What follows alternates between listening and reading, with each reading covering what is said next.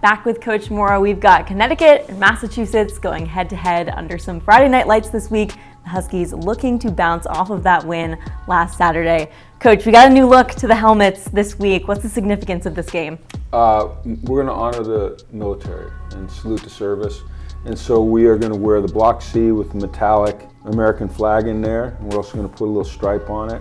And we just want to make sure that all members of our armed services understand that we're not only playing for ourselves, but we're playing for you. It's a new year, and it's definitely a new team, but I know a lot of these guys were part of that loss to the Minutemen last year. I can see it as sort of being a revenge game for them. Are you feeling that energy as you go through practice this week? You know, I don't know if we look at it as a revenge game. I'm sure that that's part of it.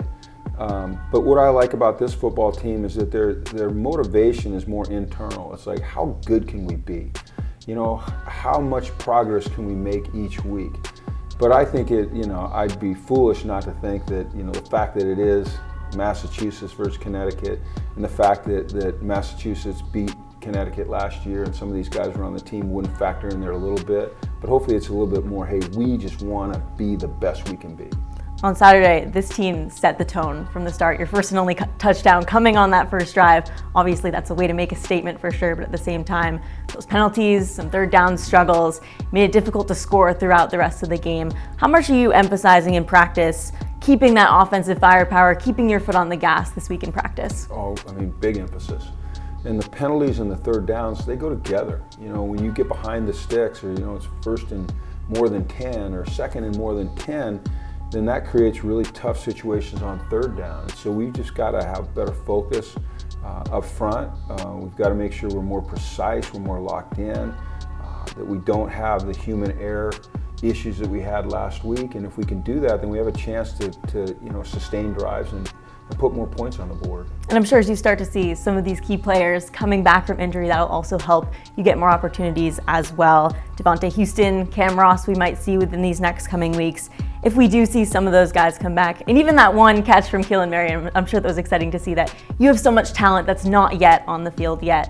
Where do you see this offensive ceiling with potentially a healthier, more experienced core going forward? The more playmakers you have, the more opportunities you have to make plays. And Keelan coming back just for one play last week, we saw what he's capable of. Unfortunately, he injured his ankle. We haven't seen Cam. I've never seen Cam play. I've seen him practice. I'm not sure if he's going to be able to come back this week or not, but if he is, it's exciting because we know he can make plays. Just have to make sure he's emotionally ready to play. Same thing with Devontae. I'm not sure if he's going to be back, but if he is, then it'll be exciting to see him play. But once again, we have to make sure that he's not just physically, but emotionally ready to play, because those are guys that are going to take hits. They have to be able to protect themselves. They have to be able to make cuts and make moves. And if there's any hesitation, it's not fair to the player and it's not fair to the team to put him out there. Absolutely. On the other end, we saw the defense shine once again. Jackson Mitchell had said after the game that you were talking with this defense and you had told them that they were due for a breakthrough, that it was time for them to start reaching their potential. Do you feel like you saw some of that on Saturday? They made those tackles, they got a ton of turnovers, and how do you hope that'll translate to this one? Well, I hope that there's some momentum built, but I think they're all very aware that there were some things that we did in that game that are not acceptable going forward. Like in losses, as a coach, you're trying to find some hidden victories, and in victories, you're trying to find some things that could have hurt us if we don't correct that. I think that's just the nature of a coach. We're probably sickos for doing that. But I think that our defense understands that we can be a good defense, but it's going to take maximum effort, maximum concentration, and no mistakes in order to do that.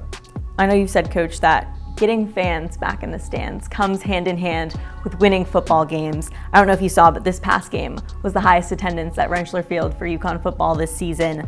To see people coming out and supporting this team, believing in the work that you're putting in, that this team is putting in, how does that atmosphere contribute to ultimately building this program, that people have bought into the Husky revolution? How much do you value that? Oh, I value it. It's important that we put a team on the field that the people that support this program can be proud of. I didn't know that fact that you told me, but I'm happy for the players. they ultimately go out, they play for each other, and they play for themselves, and they play for their families and this team. But you know, they also love to play in front of people that are supporting them, you know, and they love to create that energy. And I'm going to tell you that we feel the energy of the crowd. I mean, people that tell you that they don't, I think they're lying, because you feel it, you know. It's just, it invigorates you, it inspires you. It gives you energy that you need, and you feed off of it. So the more people that are in that stadium cheering for this team, the better off we're going to be.